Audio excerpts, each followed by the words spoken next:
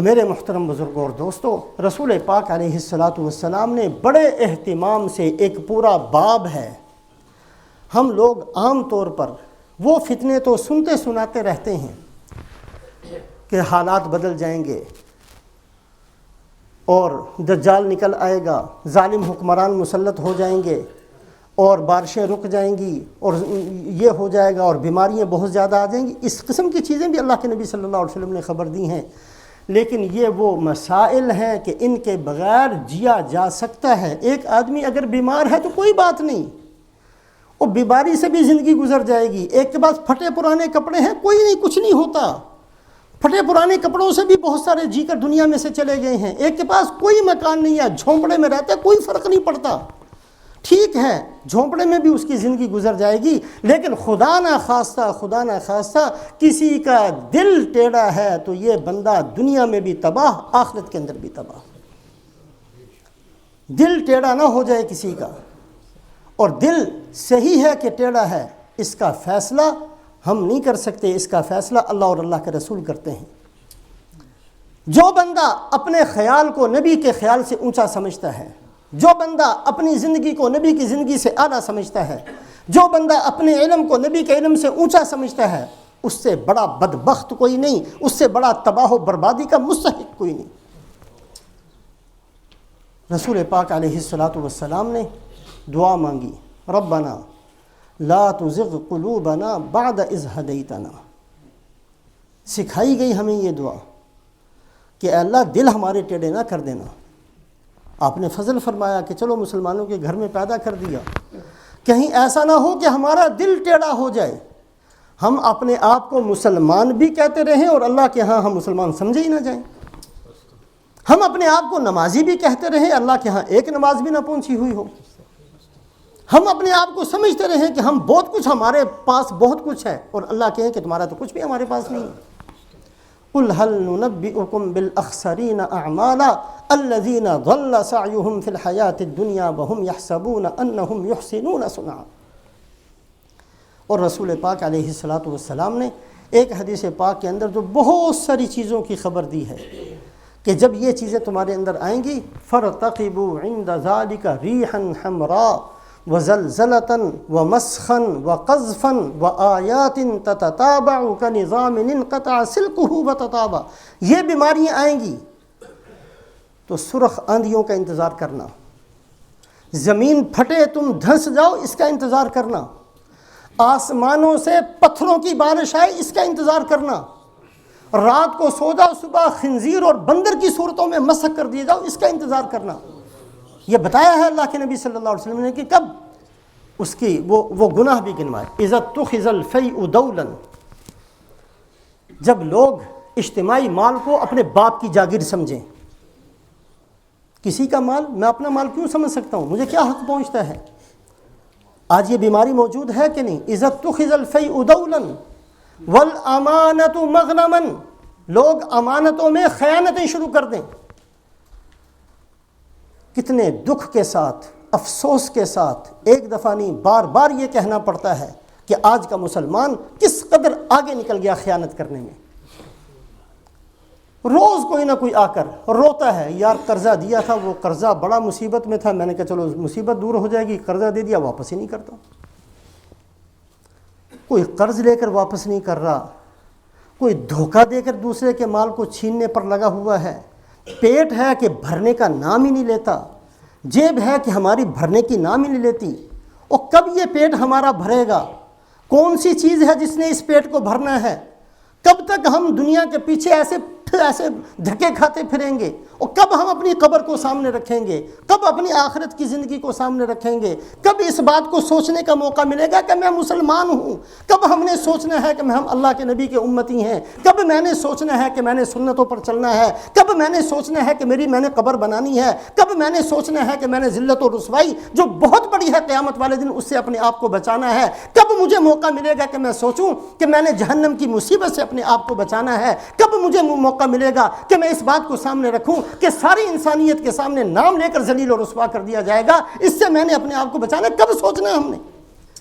ایک ہی چیز ہم نے سوچنی ہے کہ پیٹ پیٹ پیٹ پیٹ، اس کے علاوہ کوئی ہمارے سامنے مسئلہ نہیں ہے. اللہ نے لاکھوں دے دیے، ہماری بات وہیں کی وہیں رہی۔ پہلے مکان نہیں تھا، اس وقت بھی وہی بات تھی، دنیا دنیا دنیا۔ آج اللہ نے 10 مکان دے دی، آج بھی وہی بات ہے، دنیا دنیا دنیا۔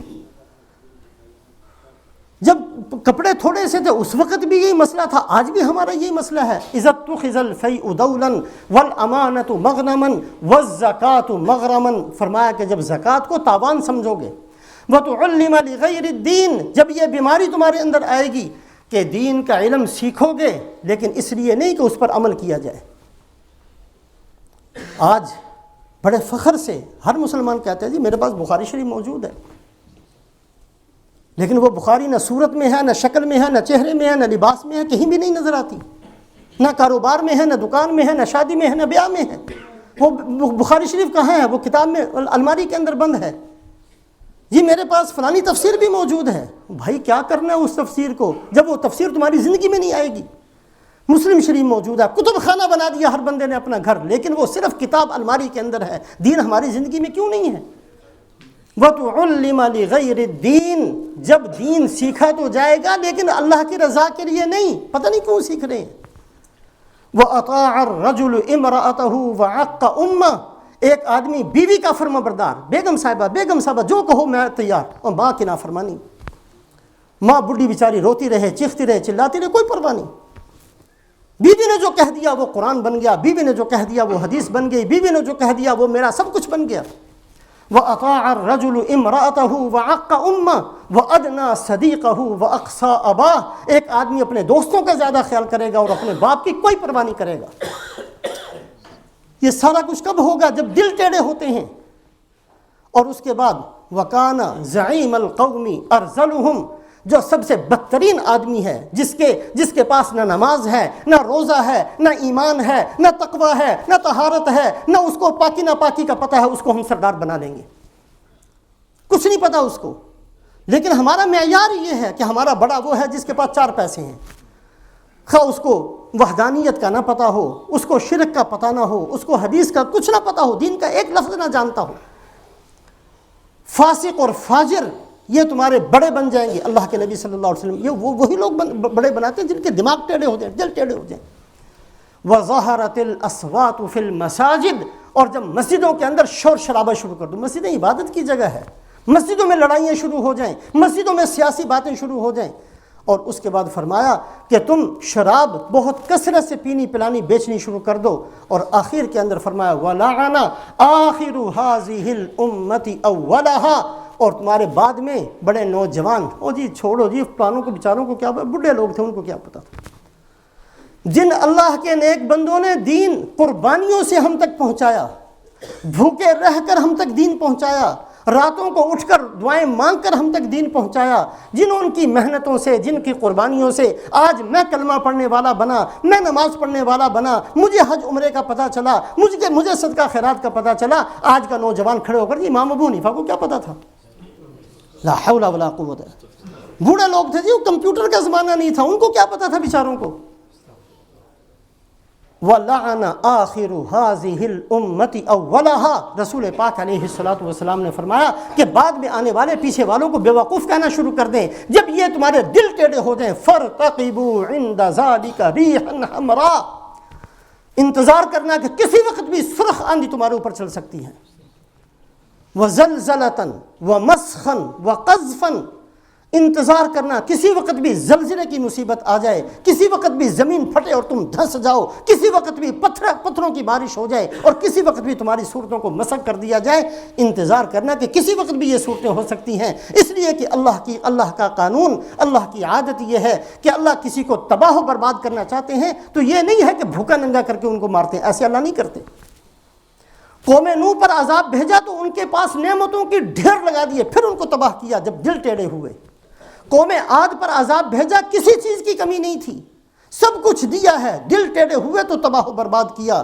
قوم لوط کو اللہ پاک نے تباہ و برباد کیا، مال کی کمی نہیں تھی، مالوں کے ڈھیر لگے ہوئے تھے۔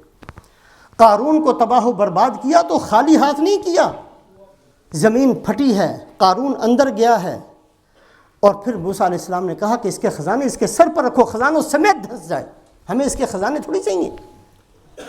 سارا مال اس کے سر پر رکھ دیا گیا، جس مال کا بڑا فخر تھا جس کی چابیاں بہت بڑی جماعت اٹھاتی تھی، خزانوں کی چابیاں، وہ سب کے سب خزانے وہ دھنستا جا رہا ہے، اور ایک خزانہ سر کے اوپر، دوسرا سر کے اوپر۔ اللہ پاک کو پیسوں کی کوئی پرواہ نہیں ہوتی، سونے چاندی کے ڈھیروں کے باوجود اللہ تباہ و برباد کر دیتے ہیں جب دل ٹیڑھے ہو جاتے ہیں۔ اللہ صرف دلوں کو دیکھتے ہیں، کسی اور چیز کو نہیں دیکھتے۔ اللہ پاک نے مجھے اور آپ کو ایک فرصت دی ہے، ایک وقت دیا ہے، ہم اپنے دل کو ایک دفعہ نہیں، دل میں بار بار اس کو دیکھنے کی عادت ڈالیں۔ دل میں جو چیزیں پیدا ہوتی ہیں اللہ رسول پر پیش کرنے کی عادت ڈالیں۔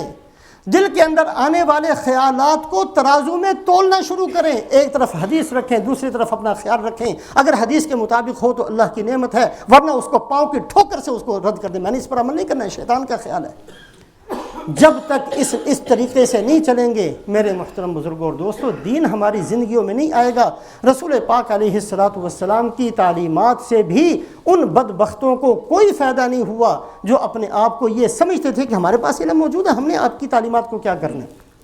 وہ محروم رہ گئے، یہود و نصارہ اسی وجہ سے محروم رہ گئے کہ انہوں نے کہا کہ ہمارے پاس ہے، ہمیں آپ کی تعلیمات نہیں چاہیے۔ اللہ پاک ہمیں پورے دین پر چلنے کی توفیق نصیب فرمائے، اور ہمارے دلوں کی اللہ پاک خود اپنے فضل و کرم سے اصلاح فرمائے۔